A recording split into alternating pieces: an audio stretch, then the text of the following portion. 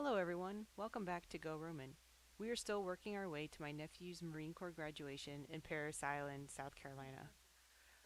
Last video we stayed the night at South Carolina Welcome Center. Now we're heading to Kings Mountain National Military Park in South Carolina, very close to the North Carolina border. Kings Mountain was a pivotal battle of the Revolutionary War. It was a great victory for the colonists. As a side note, last year we started investigating Chris' heritage and discovered he had 7 ancestors from his mom's side that fought in the Revolutionary War, 4 of which were in the Battle of Kings. We are going to Kings Mountain National Military Park today. This is where one of the Revolutionary War battles occurred. Turn right, then you will arrive at your destination. It is in South Carolina, just right across the border from North Carolina. Head southeast on Battleground Drive toward Piedmont Road. Just to give a little bit of a background. Continue for The 4 American miles. Revolutionary War started April 19, 1775, at the Battle of Lexington in Massachusetts. Fighting between the colonists and Britain essentially ended with the Siege of Yorktown when British General Cornwallis surrendered October 1781. However, the war officially ended when Britain accepted American independence with the Treaty of Paris on September 3, 1783. The Revolutionary War was basically a civil war between British citizens living in the British colonies of America and the British monarchy and Parliament.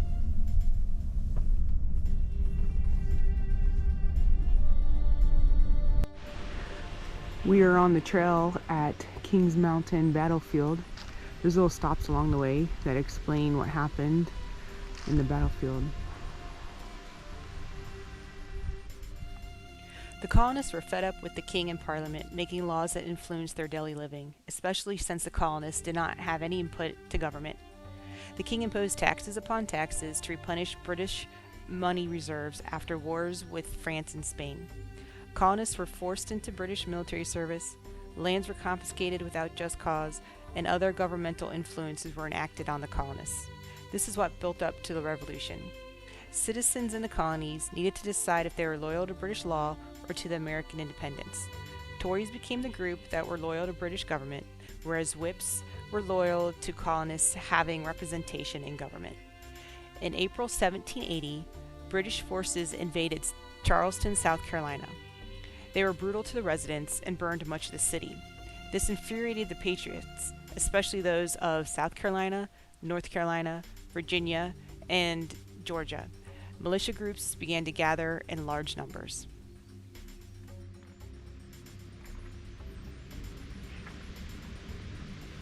In September 1780, mounted Carolinians and Virginians headed east over the Appalachian Mountains.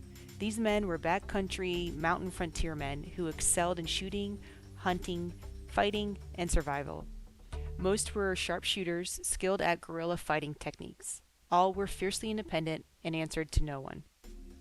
They were on the search for the British troops in the area, led by Major Patrick Ferguson, who was assigned by General Cornwallis to gather loyalists in the North and South Carolina areas. Therefore, any skirmishes between these two groups would involve neighbor against neighbor, family against family member. Ferguson threatened the Patriots with a message stating he would kill them all if they did not submit. This only angered the frontier militia more. By October, so along the trail, you dial a phone number and it tells you what's going on during the battle. Or little tidbits info. Stop 7, Centennial Celebration. November 1875. Charles industry spearheaded an attempt to erect a new monument on the battlefield, take the place of the conical marker. However, By October, Patriot forces gathered under Colonels Campbell, Shelby, McDowell, and Sevier. They discovered that Ferguson was setting up at Kings Mountain, located on the Blue Ridge of the Appalachians at the borders of North and South Carolina. The landscape of Kings Mountain was heavily wooded. It consisted of slopes and ravines that led to a summit, which was almost treeless in 1780. This provided an ideal site for Ferguson's army of 1,100 loyalists, militia, and redcoats. 900 Patriots, led by Colonels Campbell and Shelby, surrounded the slopes on the ridge of the afternoon of October 7th. These men were extremely skilled at hunting in the woods. Therefore, very little warning of their approach was noted by Ferguson's troops. The Patriots opened fire around 3 p.m. The trees provided good shelter and cover for the Patriots when Ferguson's troops returned fire.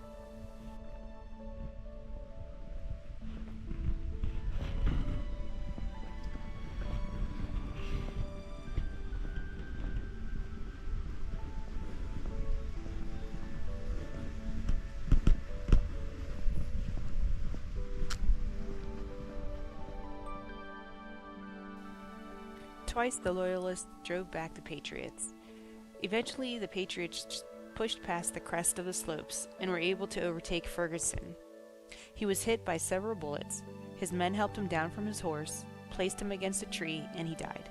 The Patriots, enraged with fury, continued to take down their Loyalists. Eventually, Campbell ended the battle, which lasted 1 hour.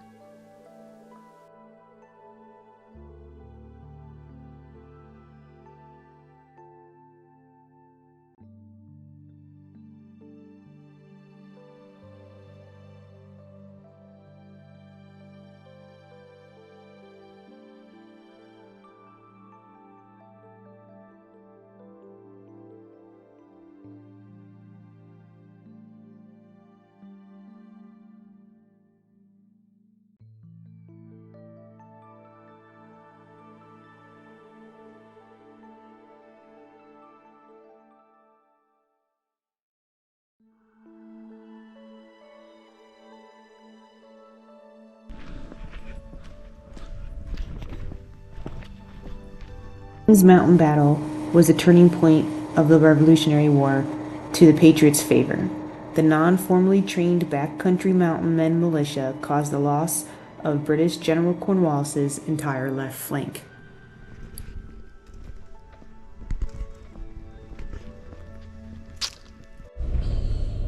So we have decided where to stay tonight. We are going to sleep at a state park in Santee, South Carolina. It's on a lake. It's about a 2-hour drive from here. We are about 15 minutes from the battlefield that we just walked around. We had to pick up a quick lunch. We chose Chick-fil-A. We try to eat healthy on the road, but sometimes it's hard, especially when you're incredibly hungry. I didn't really enjoy my meal. You did, though. Delicious. It was better, the best Chick-fil-A. Okay. All right, so we'll see you when we get there. We're gonna hook up to electric tonight, but we're not going to fill up our water till tomorrow. So this is how we do it.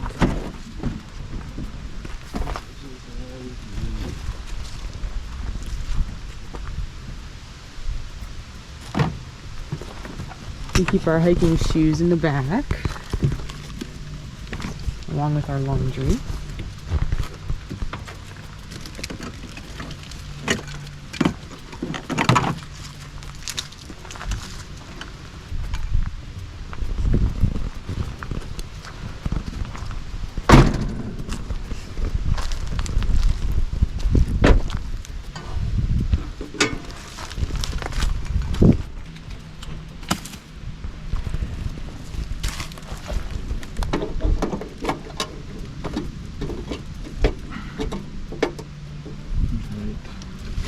And wait, okay.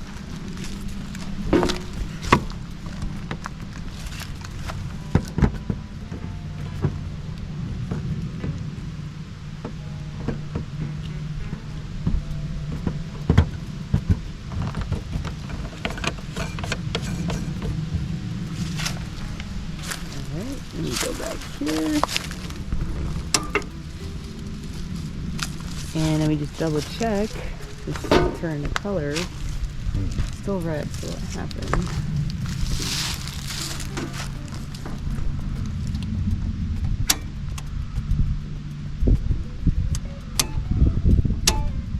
So they're all numbered. So you signed up on 2, which was what? Socket power.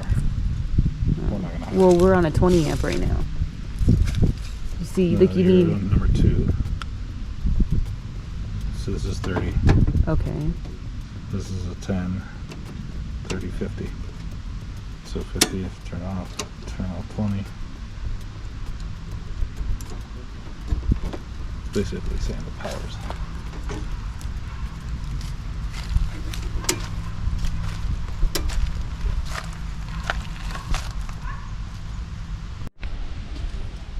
So we figured it out. Our power turned green up here. We had to go down to the 20 amp. Even though our site said full electric and power up to 50, we have a adapter here that we added in, plugged it in, and then we turned on the 20. We were trying to plug into here to turn on the 30, but it made our van still red, which told us there was no power source. It what? It's bad power. So that just means we can't run our air condition. However, it is what time? 5:30ish p.m. and it is 62 degrees, a little chilly for people who are used to Arizona weather. So I don't think we'd be running the air condition anyway. We're walking around the campsite now. Piper's enjoying it. New smells.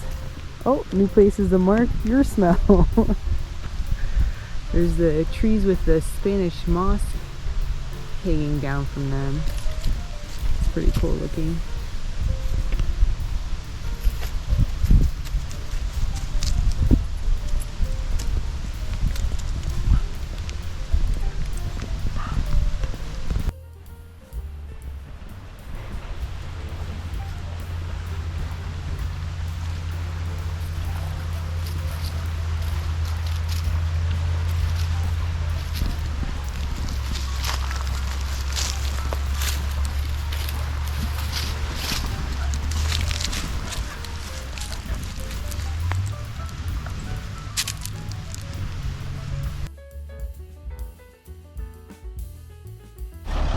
Alright, we're ready to leave the campground. We're going to dump our gray and black water. So Chris is getting set up here. He's going to do the black water with a cassette tank.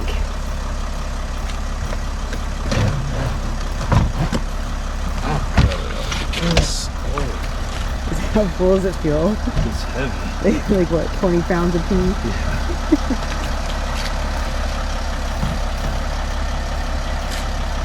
Turn that up. Turn this over.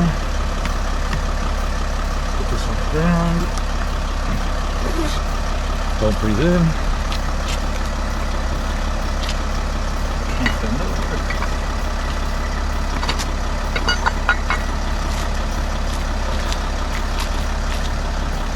Take this. There's a button right here. Alright, so he's done. So then you open this up. Slide that open a little bit. This thing.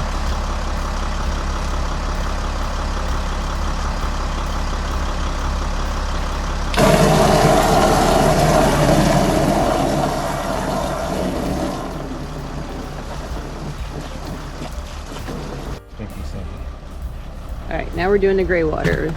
Get his slinky ready.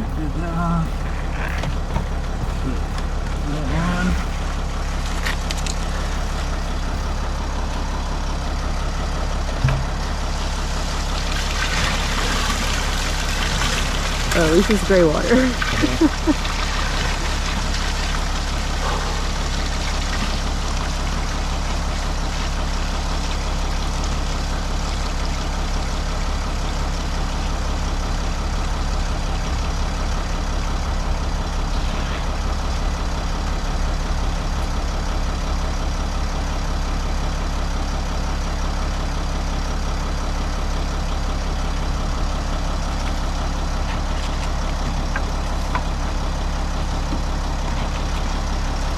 The most disgusting part of the day.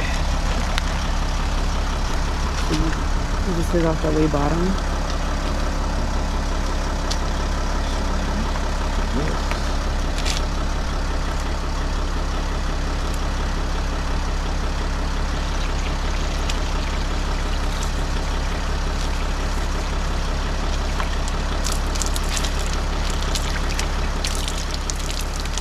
That's it for the water pressure. Stinky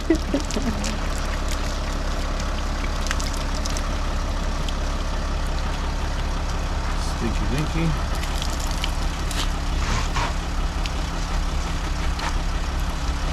Stinky stinky.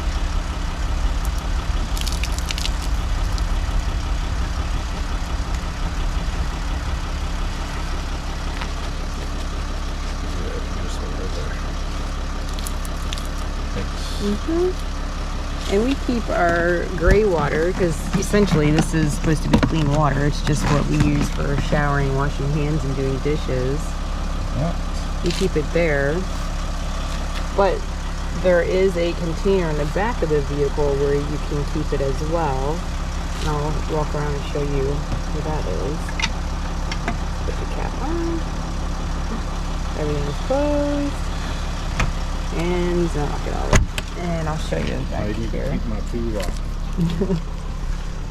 So the vehicle does come with a cassette down here where you can keep your hose.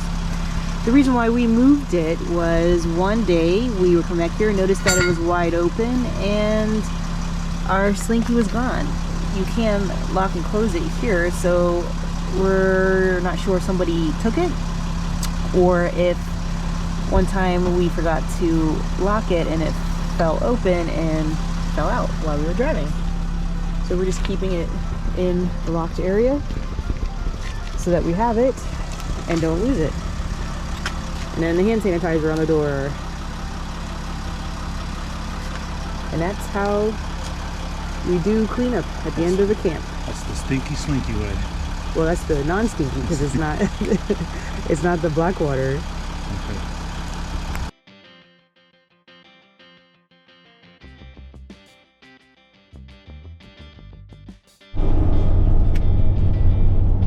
We're almost at Beaufort. This is the back roads. They just took us off the highway.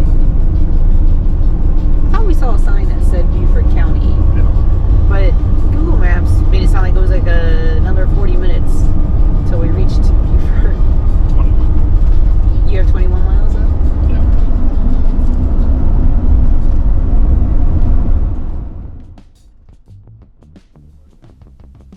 We are on the home stretch and almost at Beaufort, South Carolina. So we're going to stop the video here and we'll see you at the next one.